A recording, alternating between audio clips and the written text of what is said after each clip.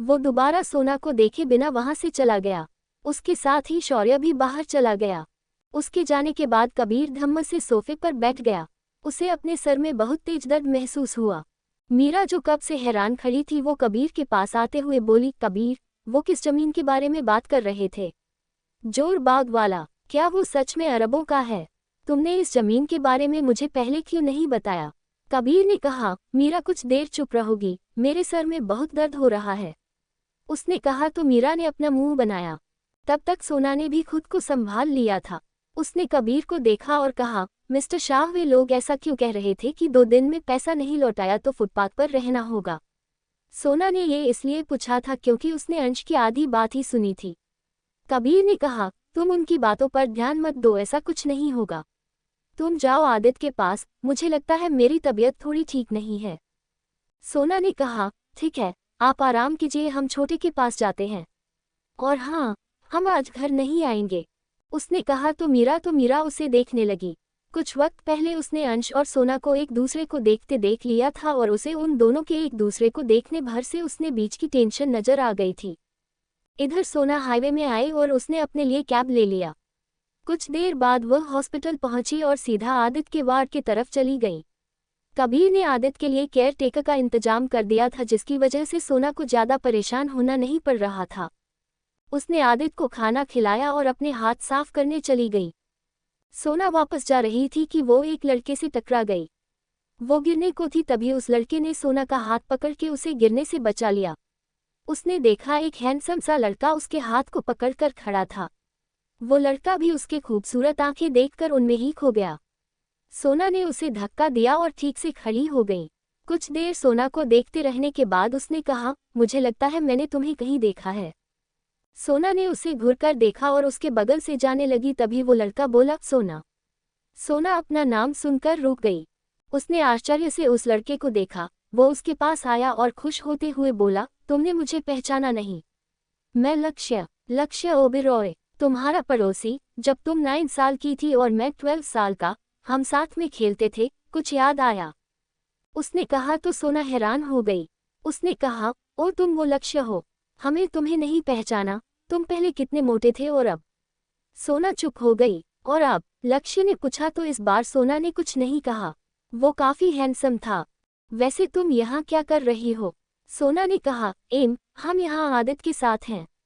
उसे चोट आई है और हम उसके साथ ही हैं। ओ वो आदित्य शाह, वो तुम्हारा भाई है। मैं उसका डॉक्टर हूँ। आदित्य का ट्रीटमेंट मेरे अंडर होगा। सोना ने ओ कहा। दोनों बातें करते हुए आदित्य के वार्ड में आ गए। सोना को याद था बचपन में वो उसका काफी ख्याल रखता था। सोना ने उसे बातों बातों में बता दिया था कि वह इसी हॉस्पिटल में इंटर्न है और उसकी ज्वाइनिंग 2 दिन बाद है। रात 10 बजे कबीर का बंगला। कबीर अपने सर पर बर्फ की गर्म पानी से सिंचाई कर रहा था। उसके बगल में बेड पर मीरा खर्राटे मार रही थी। कबीर ने खुद से कहा, मुझे समझ नहीं आ रहा मैं इन 2 दिनों में 700 करोड़ का इंतजाम कहाँ से करूं? अगर मैंने उस जमीन को अंश को दे दिया तो मैं वैसे भी लूट जाऊंगा। 700 करोड़ रुपए के लिए मैं अरबों की जमीन को नहीं खो सकता। मुझे जल्द ही उसकी शादी करवानी होगी, तभी वो करोड़ों का जमीन मेरे हाथ आएगा। पर उसे शादी के लिए कैसे मनाऊं? सोना के घर छोड़कर जाने के कुछ सालों बाद कबीर को सोना की मां की वसीयत का पता चला था, जिसमें उसने साफ साफ ये मेंशन किया गया था कि सोना की शादी के बाद जोरबाग वाली जमीन उसकी बेटी और होने वाले दामाद की होगी। इस बारे में सिर्फ कबीर के वकील और कबीर को ही पता था।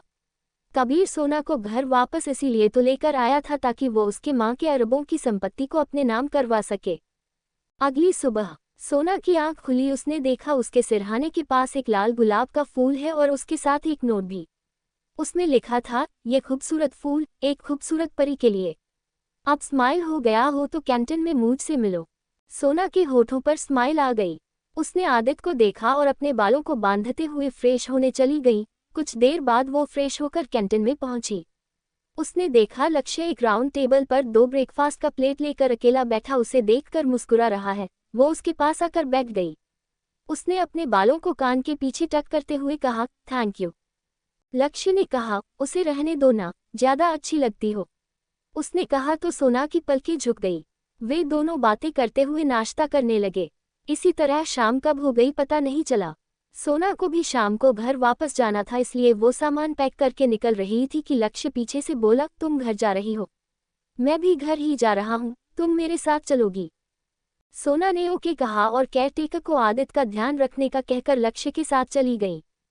वे दोनों कुछ देर बाद घर पहुंचे। लक्ष्य ने सोना के लिए कार का दरवाजा खोला तो सोना कार से बाहर आ गई।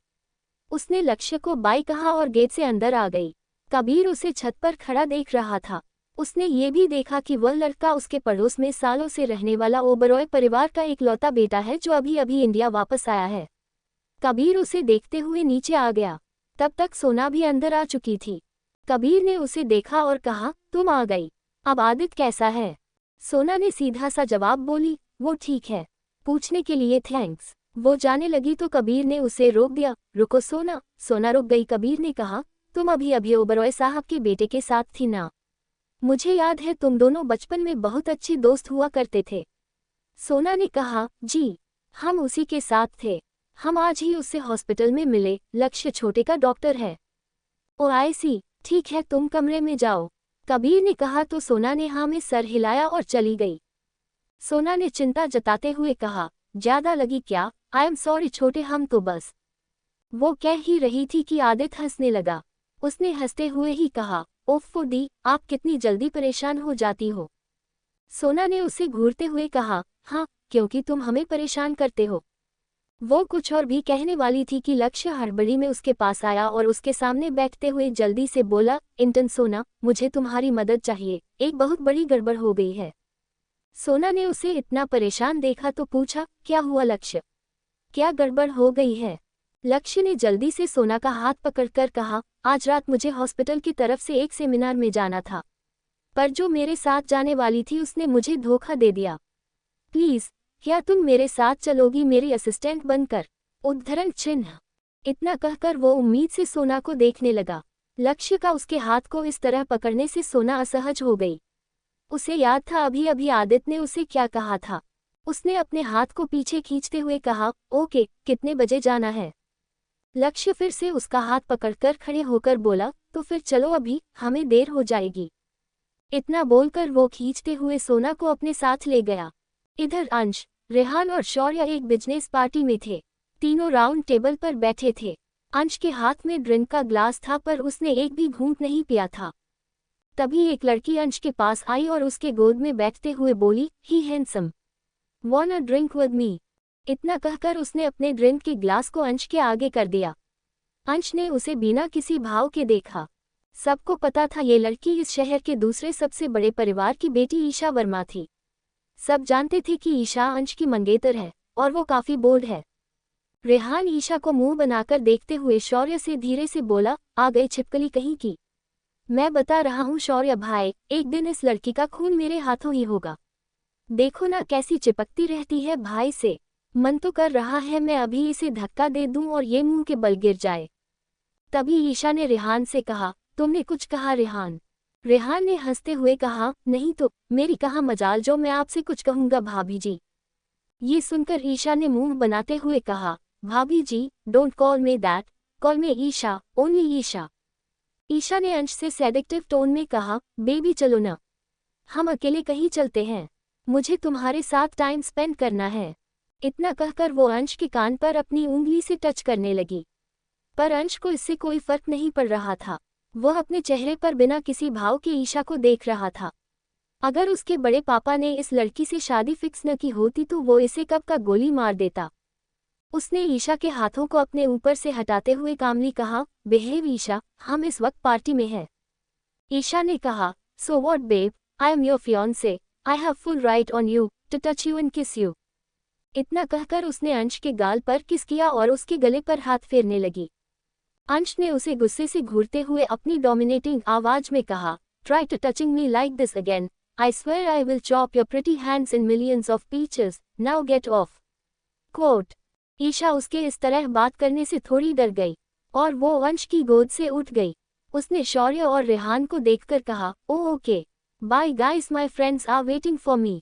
इतना कहकर वो अपनी हाई हील से टक टक की आवाज करते हुए वहां से चली गई। उसके जाने के बाद रेहान ने हंसते हुए कहा, पता नहीं आप इसे कैसे झेलते हैं भाई, मुझसे तो एक मिनट बर्दाश्त नहीं होती। वैसे भाई मैं आपसे एक बात कहूँ, अगर न्यूज़ वाली लड़की के साथ आपकी शादी हो गई ना तो कसम से मजा ही आ जाता। आई विश वो ही मेरी भाभी होती। उसने कहा तो अंश की आंखें गहरी हो गई। उसने धीरे से कहा, एज योर विश छोटे। तभी एक वेटर अंश के बगल से गुजरा। उसने अपने कान में लगे ब्लूटूथ में कहा, sir he is in front of me. सामने से कुछ कहा गया तो उस वेटर ने ट्रे के नीचे हाथ में पकड़ी गन को अंश की तरफ पॉइंट करके गोली चला दी। गोली सीधा आकर अंश के हाथ में पकड़े ड्रिंक के ग्लास को चीरते हुए उसके सीने पर लगी। उद्धरण चिन्ह। एक पल के लिए किसी को समझ नहीं आया वहां पर क्या हुआ, लेकिन जल्द ही सबको अंश के व्हाइट शर्ट पर लाल रंग उभरता हुआ नजर आया। ये देखकर रेहान जोर से चिल्लाया, भाई। अंश ने उस तरफ देखा तो वो वेटर वहां से भाग रहा था। अंश अपनी चोट की परवाह किए बिना उसकी तरफ भागा। इधर सोना लक्ष्य के साथ सेमिनार खत्म होने के बाद ऑडिटोरियम से बाहर निकली। रात के 1 बज रहे थे, आसमां में तारे बिखर आए थे। तभी लक्ष्य ने सोना से कहा, ओ सोना, लगता है मैं के अंदर ही भूल आया। तुम यहीं रुको, मैं लेकर आता हूँ। सोना आसमान में खिले बड़े से चांद को देखते हुए आगे बढ़ती जा रही थी। उसे पता नहीं चला कब वो हाईवे पर आ गई। ठंडी हवा उसके चेहरे को छू रही थी, जिसे महसूस करते हुए उसने अपनी आंखें बंद कर ली। उसे याद नहीं था कब उसने इतने सुकून से इस खुली हवा में सांस ली थी। वो अपने दोनों हाथों को बाजू में रगड़ते हुए जा रही थी कि तभी एक आदमी भागता हुआ आकर उससे टकरा गया, जिससे सोना जमीन पर गिर गई। लेकिन वो आदमी नहीं रुका। सोना ने देखा तो उसकी कोहनी पर चोट आई थी, जिससे वहां से हल्का सा खून आ रहा था। वो जल्दी से खड़ी हुई और अपने कपड़े झाड़ने लगी। तब जाकर उसे एहसास हुआ कि वो ऑडिटोरियम से कितनी दूर निकल आई है। वो जाने को ही थी कि उसने देखा सामने से एक आदमी भागता हुआ आया और उसे देखकर उसके सामने रुक गया।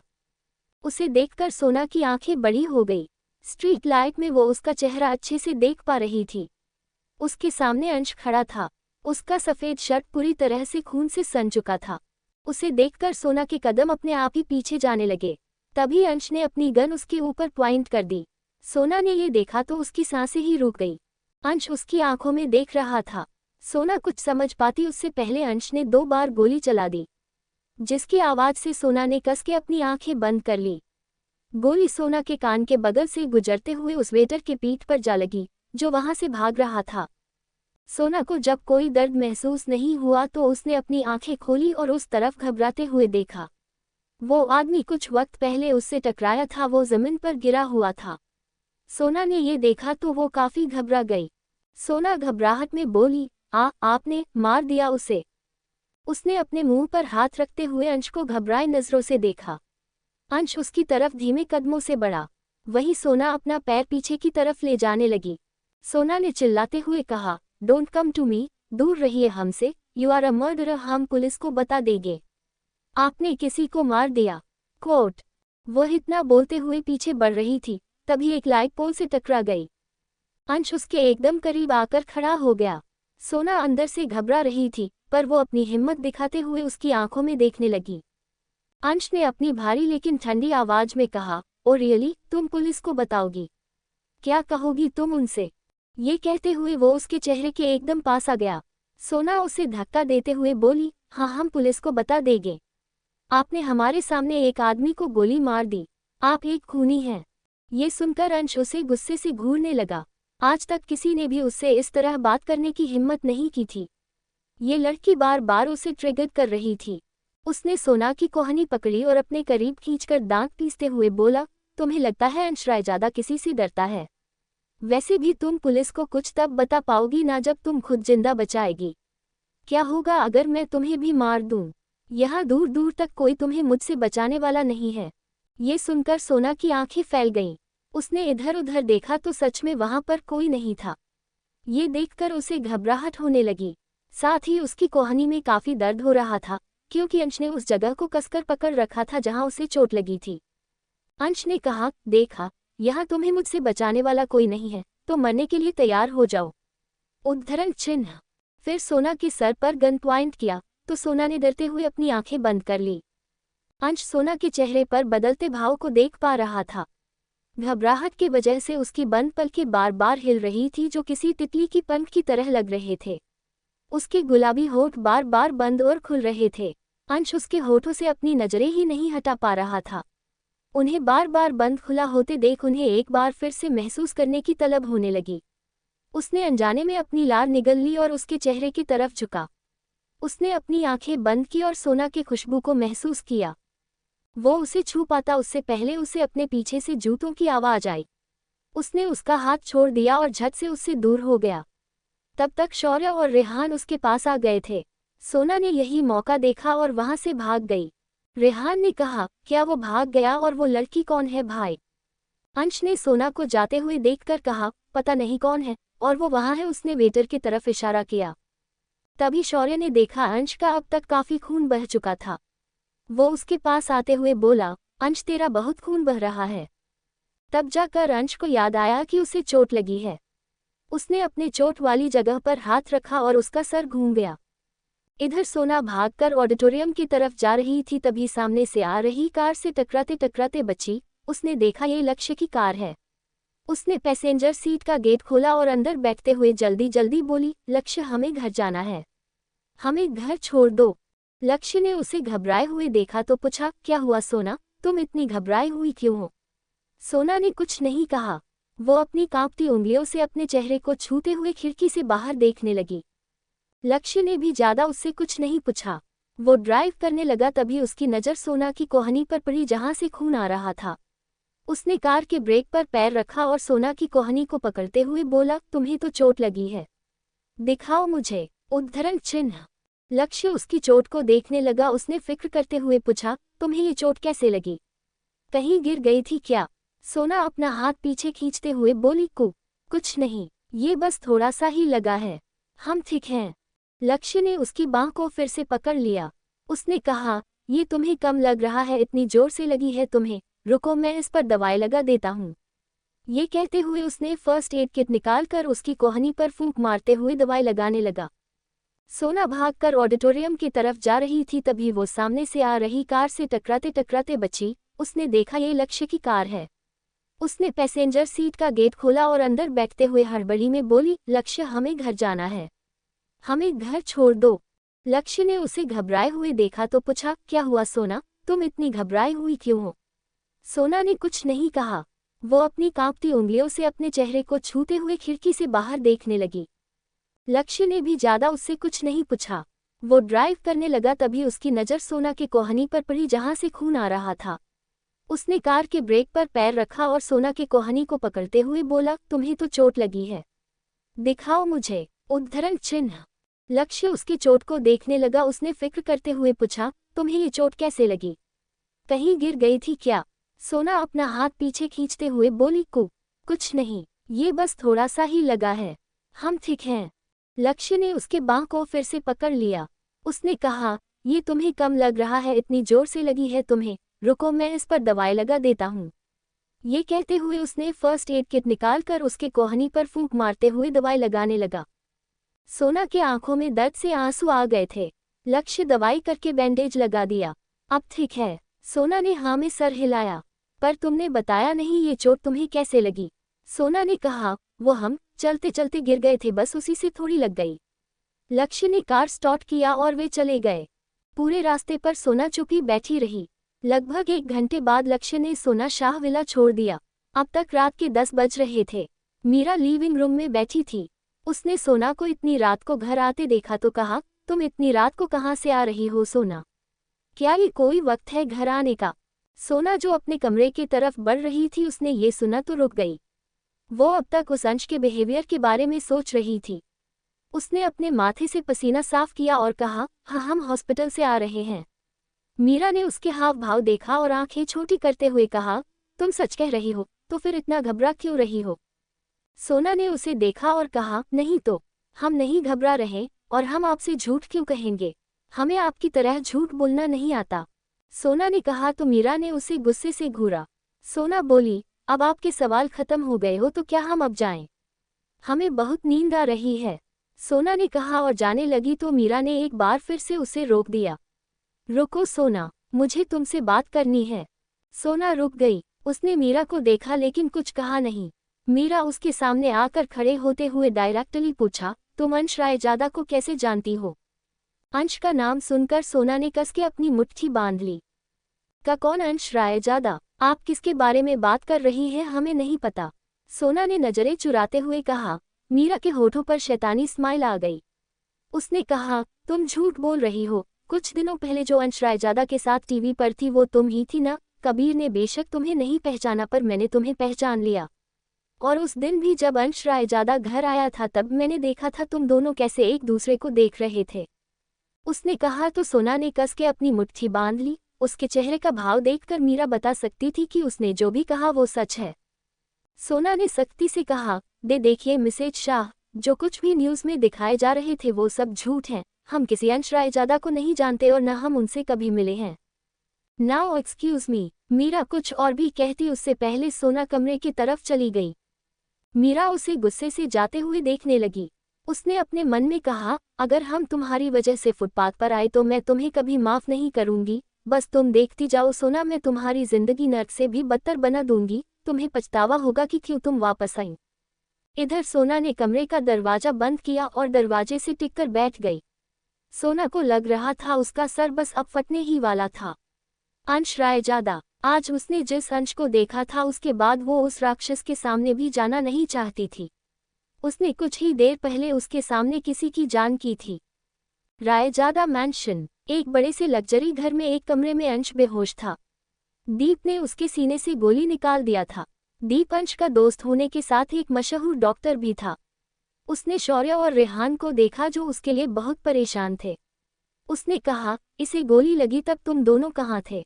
अगर 1 इंच भी चूक जाता तो गोली सीधा इसके हाथ पर लगती।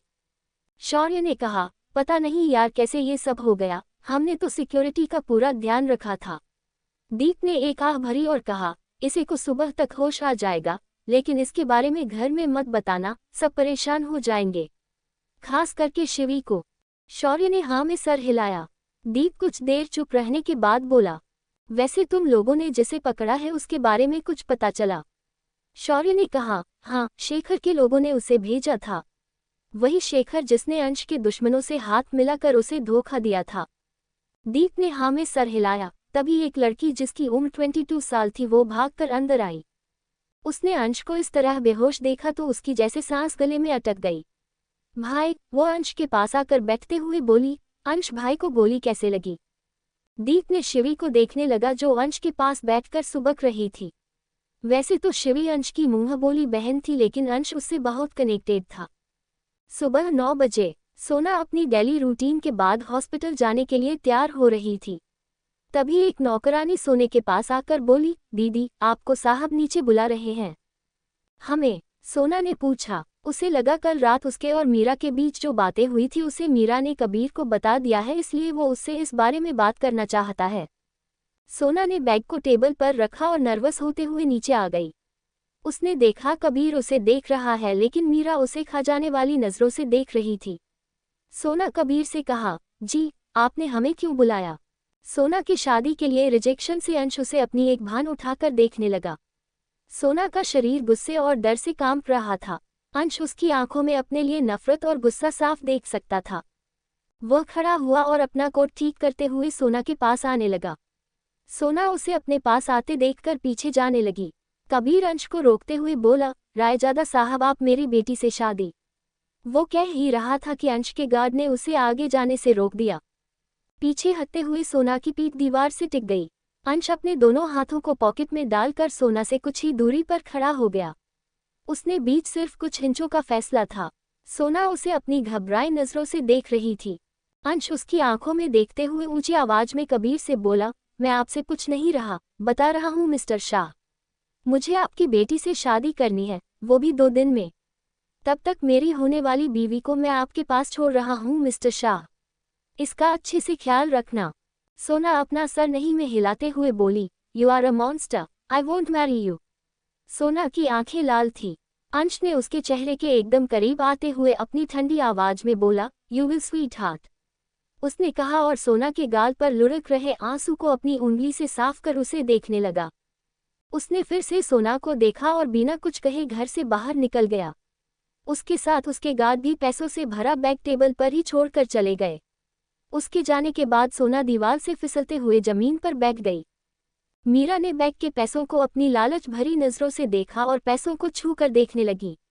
उसने आज से पहले इतना पैसा कहीं नहीं देखा था, क्योंकि कबीर फाइनेंशियल वर्क को उससे दूर ही रखता था।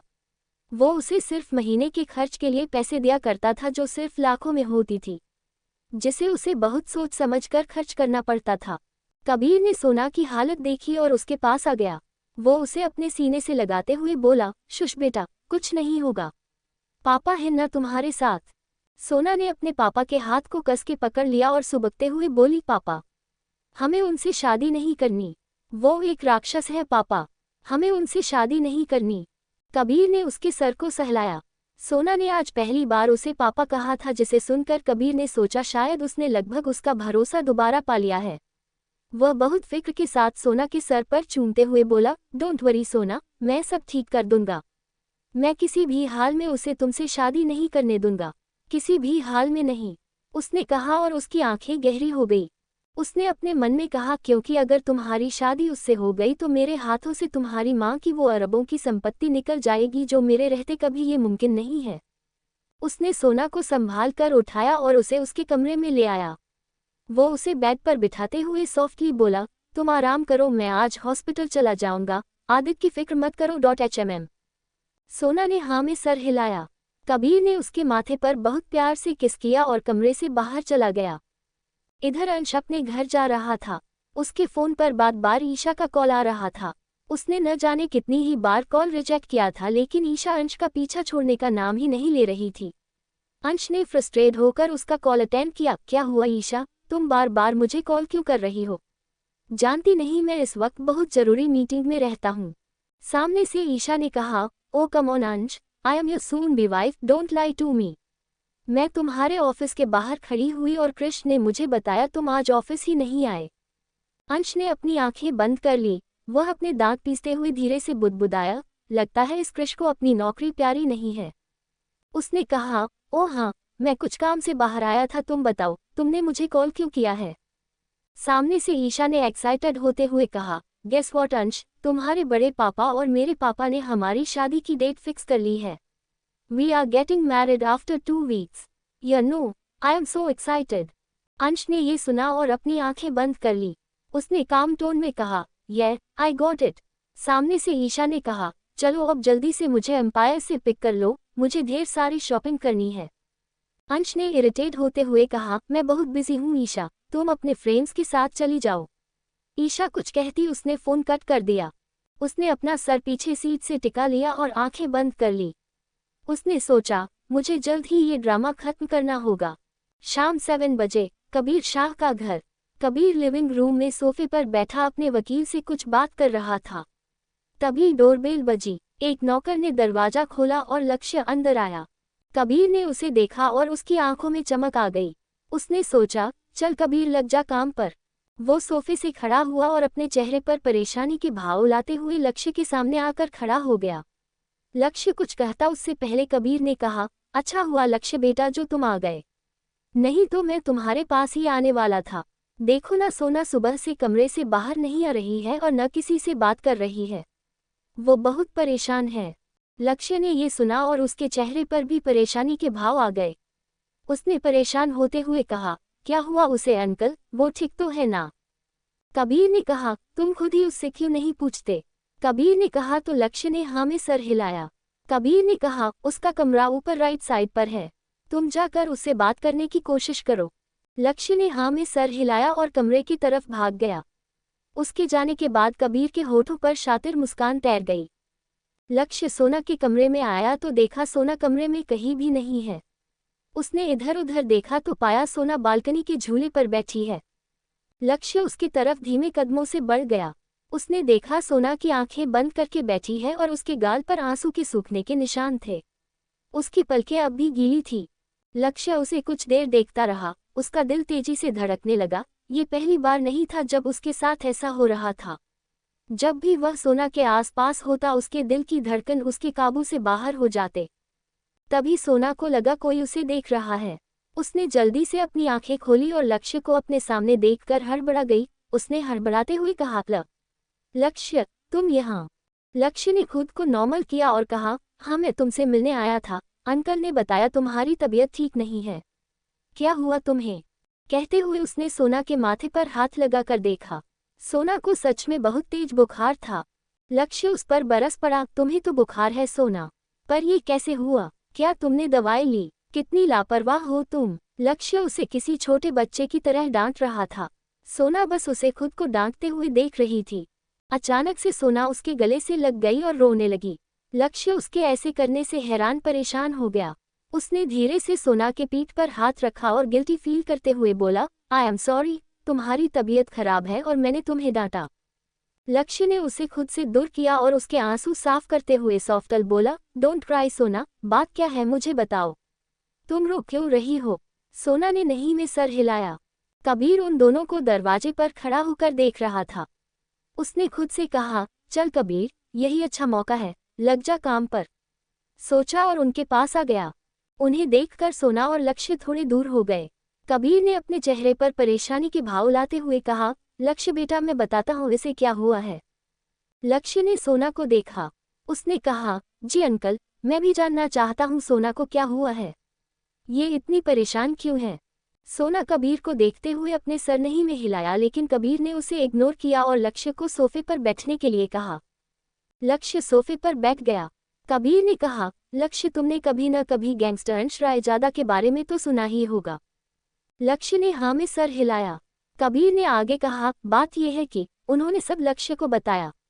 कैसे जल्द ही उसकी कंपनी बैंकक्रप्ट होने वाली है और उसे बचाने के लिए अंश ने सोना से शादी का प्रपोजल रखा है। ये जानकर कि अंश सोना से अगले 2 दिन में शादी करने वाला है, उसकी आंखें बड़ी बड़ी हो गई। उसके मुंह से हैरानी से निकला, क्या सोना की शादी अंश रायजादा से? कबीर ने निराशर होकर हाँ में सर हिलाया। लक्ष्य ने परेशान होते हुए कहा, तो इस प्रॉब्लम से निकलने का कोई रास्ता तो होगा न अंकल? कबीर ने हाँ में सर हिलाया और कहा, हाँ एक रास्ता तो है, लेकिन मुझे नहीं लगता सोना इसके लिए कभी तैयार होगी। सोना ने इम्पेशेंटली कहा, पापा अगर आपके पास कोई रास्ता है तो जल्दी बताए, हमें उन राक्षस से शादी नहीं करनी। उद्धरण चिन्ह।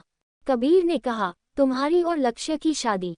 लक्ष्य और सोना ने ये सुना और शौक हो गए। दोनों के मुंह से एक साथ निकला, क्या? दोनों ने एक दूसरे को देखा और फिर कबीर को। सोना ने कहा, पापा आप ये क्या कह रहे हैं? हम लक्ष्य से शादी कैसे कर सकते हैं? कबीर ने सोना का हाथ पकड़ा और कहा, तुम्हें याद है मैंने सुबह भी तुमसे इसी बारे में बात की थी। मैं तुम्हारी शादी किसी और से नहीं बल्कि लक्ष्य से ही करना चाहता था। मैं इस बारे में लक्ष्य के डैड ओबरॉय साहब से भी बात करने वाला था, लेकिन अंश ने आकर सब गड़बड़ कर दी। मैं तुम्हें खुश देखना चाहता हूँ सोना, और मुझे पता है लक्ष्य तुम्हारा ख्याल अच्छे से रखेगा। उसने कहा और लक्ष्य को देखा। तुम मेरी बेटी का ख्याल रखोगे न लक्ष्य? लक्ष्य ने कुछ भी नहीं कहा और सोना अपनी नम आंखों से कबीर को देख रही थी। कबीर ने सोना के सर पर हाथ रखा और उसे समझाते हुए कहा, हमारे पास ज्यादा सोचने का वक्त नहीं है सोना। मैं तुम्हें अंश जैसे इंसान के साथ अपनी पूरी जिंदगी गुजारते हुए नहीं देख सकता। तुम नहीं जानती वो कितना खतरनाक है। इसलिए मैं चाहता हूँ कि इससे पहले अंश तुमसे शादी करे, तुम लक्ष्य से शादी करके कुछ दिनों के लिए कहीं दूर चली जाओ। जो भी होगा मैं सब संभाल लूंगा और तुम आदित्य की फिक्र मत करना, मैं उसका पूरा ख्याल रखूंगा। कबीर ने ये इतने यकीन से कहा था कि सोना को बिल्कुल भी अंदाजा नहीं हुआ कबीर ने कितनी आसानी से उसे मैनिपुलेट कर दिया था। सोना के आंख से आंसू बहकर उसके गाल पर लुढ़क आए। उसने जल्दी से उसे साफ किया और कहा, ठीक है, हम लक्ष्य से शादी के लिए तैयार हैं, लेकिन लक्ष्य। उसने लक्ष्य को देखा। लक्ष्य ने भी सोना को देखते हुए हाँ में सर हिलाया। सोना लक्ष्य से शादी के लिए मान गई थी और लक्ष्य की तो जैसे बिना मांगे मुराद पूरी हो रही थी। वो सोना को बहुत पसंद करता था, इसलिए वो भी सोना से शादी करने के लिए तैयार था। कबीर दोनों को शादी के लिए हामी भरते हुए देख अंदर ही अंदर बहुत खुश था, लेकिन बाहर से वो ऐसे दिखा रहा था जैसे वो ये शादी मजबूरी में करवा रहा हो। कल के लिए कुछ देर प्लानिंग करने के बाद लक्ष्य वहां से चला गया। उसके जाने के बाद कबीर ने सोना के सर पर हाथ रखा और बहुत प्यार से कहा, मुझे पता है ये बहुत जल्दबाजी में हो रही है, पर तुम लक्ष्य के साथ खुश रहोगी, वो बहुत अच्छा लड़का है। सोना बस उसे देख रही थी। कबीर ने आगे कहा, अच्छा सोना अब तुम आराम करो और किसी बात की टेंशन मत लो, हम। उसने कहा और सोना के माथे पर किस करके चला गया। बाहर आते ही उसके होठों पर जीत वाली मुस्कान तैर गई। उसने कहा, तुम कितनी भोली हो सोना, तुम्हें बेवकूफ़ बनाना कितना आसान था। और वो वहाँ से मुस्कुराते हुए चला गया। उसके जाने के बाद मीरा एक बड़े से गमले के पीछे से बाहर आई। वो कबीर की चालाकी देखकर हैरान थी, पर उसे समझ नहीं आ रहा था वो अंश जैसे बहुत बड़े बिजनेसमैन को छोड़कर मामूली से डॉक्टर के साथ सोना की शादी क्यों करवाना चाहता था। उसने अपने मन में कहा, तुम उसे खुश देखना चाहते हो ना, लेकिन मैं ऐसा कभी होने नहीं दूंगी। तुम कितनी ही कोशिश कर लो कबीर, मैं तुम्हारी बेटी की शादी उस राक्षस से करवा कर ही रहूंगी। इस लड़की की वजह से मैं तुम्हारे साथ फुटपाथ पर रहने के लिए तैयार नहीं हूँ, उसने कहा और मुस्कुराने लगी। इधर कमरे में सोना बेड पर आकर लेट गई, पर उसकी आंखों में नींद का नामो निशान भी नहीं था। कल का दिन उसके लिए बहुत बड़ा होने वाला था। उसने कभी सोचा भी नहीं था उसकी जिंदगी का सबसे बड़ा फैसला इतनी जल्दी जल्दबाजी में ली जाएगी। सोचते सोचते कब उसकी आंख लग गई पता नहीं चला। अगली सुबह कबीर ने सोना और लक्ष्य की शादी की पूरी तैयारी कर ली थी। प्लानिंग के मुताबिक उसने महाकाल मंदिर के पंडित जी से भी बात कर ली थी। उसे पूरा यकीन था अंश कभी उसके प्लान को जान नहीं पाएगा। सोना तैयार हुई और हॉस्पिटल के लिए निकल गई। वो अपनी शादी से पहले एक बार आदित्य से मिलना चाहती थी। कुछ देर बाद वो हॉस्पिटल पहुंची। उसने आदित्य को नाश्ता अपने हाथों से खिलाया। वो बहुत इमोशनल हो रही थी। वो आदित्य को बताना चाहती थी कि आज उसकी दीदी की शादी है, पर वो चाहकर भी उसे बता नहीं पा रही थी। उसने आधा दिन आदित्य के साथ बिताया। वो आदित्य को शाम को मिलने का कहकर हॉस्पिटल से बाहर निकली। उसने एक टैक्सी को बाहर खड़े देखा। वो उसके पास आने लगी, तभी एक ब्लैक कलर की कार उसके सामने आकर रुकी। उसका शीशा नीचे हुआ और सोना अपने सामने उसे फिर से देखकर हैरान हो गई। उसने डर से अपने कदम पीछे ले लिए। उसने अपने मन में कहा, कहीं उसे लता तो नहीं चल गया, वो लक्ष्य से शादी करने जा रही है, महादेव हमारी रक्षा करना, उसने कहा और हॉस्पिटल में अंदर जाने लगी। उसे खुद को इग्नोर करता देख कार का गेट खोल अंश बाहर आया। उसने बिना कुछ कहे सोना का हाथ पकड़कर उसे कार की तरफ ले जाने लगा। सोना उसके पकड़ से छूटने के लिए स्ट्रगल करते हुए बोली, छोड़िए हमें। कहाँ ले जा रहे हैं आप, मिस्टर रायजादा? अंश ने उसे लाकर पैसेंजर सीट पर बिठा दिया और खुद ड्राइविंग सीट पर आ गया। सोना कार से बाहर निकलने को थी कि अंश ने कार ऑन कर दी। सोना गुस्से से चिल्लाए, stop the car mister Raizada, कहाँ ले जा रहे हैं आप हमें? हमें आपके साथ कहीं नहीं जाना, गाड़ी रोकिए। अंश ने पूरी तरह उसे इग्नोर किया। कुछ देर बाद वे दोनों एक बड़े से मॉल के आगे खड़े थे जो कि अंश का ही था। अंश ने उसका हाथ पकड़ा और उसे खींचते हुए अंदर ले गया। सोना ने देखा वहां पर कोई भी नहीं है। अंश के गार्ड्स ने पहले ही उस जगह को खाली करवा दिया था। एक लेडी स्टाफ उनके पास आए और अपने सर झुकाते हुए बहुत शालीनता से बोली, सर, आपने जो ड्रेसेज कहा था वो सब तैयार हैं। अंश ने सोना का हाथ छोड़ा और उसे स्टाफ की तरफ धकेलते हुए बोला, इसे तैयार करो। स्टाफ ने सोना से कहा, mom please come with me. सोना ने अंश को देखा। अंश उसे ही देख रहा था। सोना पैर पटकते हुए स्टाफ के पीछे चली गई। अंश आकर सोफे पर बैठ गया और फोन में एक न्यूज़ देखने लगा जो कि उसकी शादी को लेकर थी। आज से ही अंश और ईशा की शादी के रस्मों की शुरुआत थी। अंश ने बिना किसी भाव के फोन को साइड में फेंका और एक मैगजीन उठा ली। लगभग 30 मिनट के बाद सोना एक सुंदर सा शादी का जोड़ा पहनकर बाहर आए। उसके चेहरे पर कोई भाव नहीं थे, वो एकटक जमीन को निहार रही थी। अंश की नज़र एकदम से ही उस पर ठहर गई। उसके मुंह से धीरे से निकला, ब्यूटीफुल। अंश खड़ा हुआ और उसे देखने लगा। उसने कहा, pack this, we will take this. Show sir, staff कहा और सोना को अपने साथ चलने के लिए कहा। सोना पीछे मुड़ी और जाने लगी, तभी उसका पैर उसके कपड़े पर अटक गया। वो गिरने को थी कि अंश ने उसे कमर से पकड़कर अपने पास खींच लिया। सोना की पीठ अंश के सीने को छू रही थी। अंश ने स्टाफ को वहां से जाने का इशारा किया। स्टाफ उन दोनों को अकेले छोड़कर वहां से चली गई। सोना ने अंश के हाथ को अपने पेट से हटाते हुए गुस्से से कहा, डोंट टच मी। वो जाने लगी तो अंश ने उसके बाह को पकड़कर रोक दिया। उसने उसे अपने तरफ घुमाया और अपने करीब करते हुए अपनी ठंडी आवाज में बोला, स्टॉप योर ड्रामा, टुडे और tomorrow you will be mine anyway, so accept it. Quote. Sona ने दूसरी तरफ अपना मुंह फेर लिया। अंश ने इसके जबड़े को पकड़ा और उसका चेहरा अपने तरफ करते हुए कहा, जब मैं तुमसे बात कर रहा हूं तो तुम्हें कहीं और देखने की इजाजत नहीं है, समझी तुम? उसने कहा और अपनी पकड़ सोना के जबड़े पर कस दी। सोना ने अपनी नम आंखों से अंश की आंखों में देखा और अपना सर हिलाकर हामी भरी। गुड, अंश ने कहा और उसके गाल को थपथपाते हुए उससे दूर हट गया। उसने अपने दोनों हाथों को पॉकेट में डालते हुए कहा, जाओ जाकर कपड़े बदल लो, मैं तुम्हें घर छोड़ दूंगा। सोना वहां से चली गई। कुछ देर बाद वो कपड़े बदल कर बाहर आई, तभी उसकी नज़र दीवार पर टंगे घड़ी पर पड़ी जहां पर 3 बजने का साइन था। सोना ने अपने मन में कहा, पापा और लक्ष्य मंदिर में हमारा इंतजार कर रहे होंगे, हमें जाना होगा। उसने अंश को देखा जो अपने फोन में किसी से बात कर रहा था। वो दबे पांव वहां से जाने लगी तो अंश ने उसे बिना देखे कहा, रुको। सोना रुक गई, उसने कस के अपनी आंखें बंद कर ली। अंश ने फोन पर बात करना बंद किया और सोना के पास आया। उसने उसका हाथ पकड़ा और कहा, don't be so smart my soon be wife, मैं कल तुम्हें पूरी दुनिया के सामने इंट्रोड्यूस करने वाला हूँ, इसलिए ज़्यादा चालाक बनने की कोशिश मत करो। मेरी नज़र हर वक्त तुम पर ही है, तुम मुझसे भागकर कहीं नहीं जा सकती। सोना ने धीरे से कहा, आप ऐसा क्यों कर रहे हैं मिस्टर रायजादा? आप समझते क्यों नहीं हमें आपसे शादी नहीं करनी? अंश ने कहा, मेरे पास अपने कुछ रीजन हैं जो मैं तुम्हें बताना जरूरी नहीं समझता। अंश ने उसके कहा और उसे बाहर ले गया। शॉप के स्टाफ ने उनका सामान कार में रख दिया। कुछ देर बाद अंश और सोना कबीर के घर के बाहर थे। सोना ने कार का गेट खोला और बाहर जाने को थी कि अंश ने उसका हाथ पकड़कर उसे रोक दिया। उसने कहा, कोई होशियारी करने की कोशिश मत करना वरना मुझे भी नहीं पता मैं तुम्हारे साथ क्या करूंगा। सोना ने हाँ में सर हिलाया। अंश ने उसके चेहरे पर आ रहे बालों को कान के पीछे टक किया और बोला, कल सुबह तैयार रहना, मैं तुम्हें लेने आऊंगा, उसने कहा और सोना के चेहरे को देखने लगा। कुछ पल बाद वो उससे दूर हट गया और बोला, अब जाओ।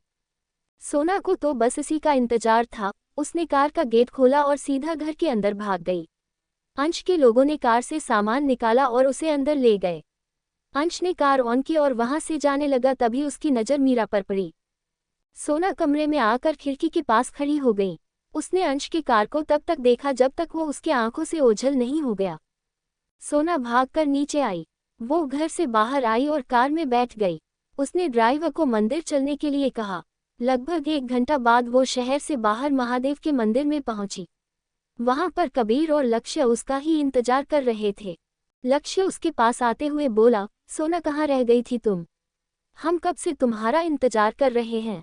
सोना ने अपने माथे से पसीना साफ किया और कहा, वो हम। कबीर उसे बीच में काटते हुए बोला, वो सब छोड़ो, जाओ तैयार होकर आओ, हमें शादी में देरी नहीं करनी चाहिए, उसने कहा और अपने हाथ में रखे बैग को सोना की तरफ बढ़ा दिया। सोना मंदिर के पास ही बने एक कमरे में आ गई। उसने कपड़े बदले और तैयार होकर खुद को मिरर में देखने लगी। वो बहुत सुंदर लग रही थी। उसकी आंखें लाल थी, ऐसा लग रहा था वो कभी भी रोने वाली है। कुछ देर बाद वो बाहर आई। लक्ष्य मंडप पर बैठा था और पंडित जी ने मंत्र पूजा शुरू कर दी थी। लक्ष्य ने सोना को देखा और उसकी नज़र सोना पर ठहर सी गई। कबीर सोना के पास आया, उसके सर पर हाथ रखते हुए बोला, तुम बहुत प्यारी लग रही हो, बिल्कुल अपनी माँ की तरह। अगर आज वो होती तो तुम्हारी शादी को लेकर खुश भी होती, पर यह जानकर बहुत दुखी भी होती कि मुझे तुम्हारी शादी इस तरह छुपके करनी पड़ रही है। सोना ने कुछ भी नहीं कहा और अपनी नम आंखों से उसे देखने लगी। तभी पंडित जी ने दुल्हन को बुलाने के लिए कहा। सोना जाने लगी तो कबीर ने उसे रोकते हुए कहा, ओ सोना, मुझे इसमें तुम्हारी सिग्नेचर चाहिए, उसने कहा और अपने पॉकेट से एक पेपर और पेन निकाल कर सोना के आगे कर दिया। सोना ने कंफ्यूज होते हुए उसे देखा। उसने पूछा, ये क्या है पापा? कबीर ने कहा, ये तुम दोनों की शादी की लीगल सर्टिफिकेट है, तुम इस पर जल्दी से साइन कर दो। सोना ने हाँ में सर हिलाया और बिना पेपर पढ़े उस पर साइन कर दिया। सोना ने पेपर कबीर को दिया। कबीर जल्दी से उसे लक्ष्य के पास ले आया। पंडित जी के जल्दी जल्दी कहने की वजह से लक्ष्य ने भी उस पर बिना पढ़े साइन कर दिया। कबीर ने उससे वो पेपर ले लिया और उसे देखने लगा। दोनों के साइन देखकर कबीर के होंठ ऊपर से उठ गए। उसने जल्दी से पेपर को अपने पॉकेट में रखा और सोना को लाकर लक्ष्य के बगल में बिठा दिया। पंडित जी ने कबीर से सोना और लक्ष्य के गठबंधन के लिए कहा। कबीर उनके पास आए और गठबंधन करके पीछे हट गए। पंडित जी ने दुल्हा दुल्हन को फेरों के लिए खड़े होने के लिए कहा। सोना और लक्ष्य खड़े हो गए। लक्ष्य ने सोना का एक हाथ पकड़ लिया और फेरों के लिए आगे बढ़ने ही वाला था कि मंदिर से बाहर गोली चलने की आवाज आई। सोना और लक्ष्य रुक गए। सबने उस तरफ देखा जहां से किसी के कदमों की तेज आवाज आ रही थी। जल्दी ही कोई बहुत गुस्से में मंदिर के अंदर आया। सबने उसका चेहरा देखा और अपनी जगह पर जम गए। सोना, लक्ष्य और कबीर अंश को वहां पर देखकर हैरान थे। सोना इतनी शौक हो गई थी कि उसने कस के लक्ष्य के हाथ को पकड़ लिया। अंश के गार्ड ने मंदिर को चारों तरफ से घेर लिया। अंश सोना को दूर खड़ा होकर अपनी लाल आंखों से घूर रहा था। उसके ऐसे देखने से सोना की जैसे रीढ़ को हड्डी तक कांप गई। अंश धीरे कदमों से उसके पास आया और उसके हाथ को पकड़कर लक्ष्य के हाथ से अलग करते हुए गुस्से से बोला, मैंने कहा था ना, कोई चालाकी नहीं, फिर भी तुमने मेरी बात नहीं मानी। लक्ष्य ने ये देखा और उसे गुस्सा आ गया। वो ये भूल गया कि उसके सामने कौन खड़ा है। उसने अंश को पीछे धक्का दिया और सोना के सामने आकर खड़ा हो गया। वो उसकी आंखों में देखते हुए बोला, तुम अपनी हद में रहो, वो तुम्हारी गुलाम नहीं है कि तुम उसे कुछ भी कहे और वो तुम्हारी बात मान ले, और सबसे बड़ी बात, तुम किसी लड़की को उसके मर्जी के खिलाफ शादी के लिए फोर्स नहीं कर सकते। अंश ने उसे अपनी लाल आंखों से घूरा। उसने कहा, तो अब तुम बताओगे मुझे क्या करना है क्या नहीं? उसने कहा और गुस्से से अपने हाथ में रखे गन को लक्ष्य के सर पर पॉइंट किया। सोना ने ये देखा और बहुत घबरा गई। कबीर आगे आते हुए बोला, रायजादा साहब, आप मेरी बात सुनिए। मेरी बेटी आपसे शादी नहीं करना चाहती, इसलिए। वो कह ही रहा था कि अंश ने उसकी बात बीच में काटते हुए कहा, इसलिए तुम उसकी शादी इस डॉक्टर से करवा रहे हो ताकि तुम्हारी मरी हुई बीवी की वो अरबों की जमीन तुम्हारे हाथ आ जाए। उद्धरण चिन्ह। उसने कहा तो कबीर शॉक हो गया और सोना और लक्ष्य कंफ्यूज। वो दोनों कबीर को देखने लगे जिसके माथे पर अब पसीने की बूंदें जमा हो गई थी। सोना ने कंफ्यूज होते हुए अपने पापा से पूछा, पापा, मिस्टर रायजादा किस जमीन की बात करे रहे हैं? कबीर हड़बड़ी में बोला, सोना तुम इसकी बात मत सुनो, ये ऐसे ही कुछ भी बकवास कर रहा है। अंश शातिर हंसी हंसते हुए बोला, मैं जिस जमीन की बात कर रहा हूँ वो तुम्हारी माँ की है जिसके बारे में तुम्हें नहीं पता। पर तुम्हारी माँ ने एक विल बनवाई थी जिसके अकॉर्डिंग वो जमीन शादी के बाद तुम्हारी और तुम्हारे पति की होने वाली है। और तुम्हें पता है उसकी कीमत क्या है? 30 अरब रुपए। 30 अरब रुपए लक्ष्य के मुंह से निकला। अंश की बातें सुनकर तो सोना का सर ही घूम गया। वो हैरान नजरों से कबीर को देखने लगी।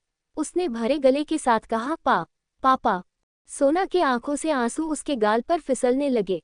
कबीर ने अपनी बेटी को देखा जिसकी आंखों में उसके लिए भरोसा उठते हुए नजर आ रहा था। अंश ने आगे कहा, और जानती हो तुमने अभी अभी जिस पेपर्स पर साइन किए वो किस चीज के थे?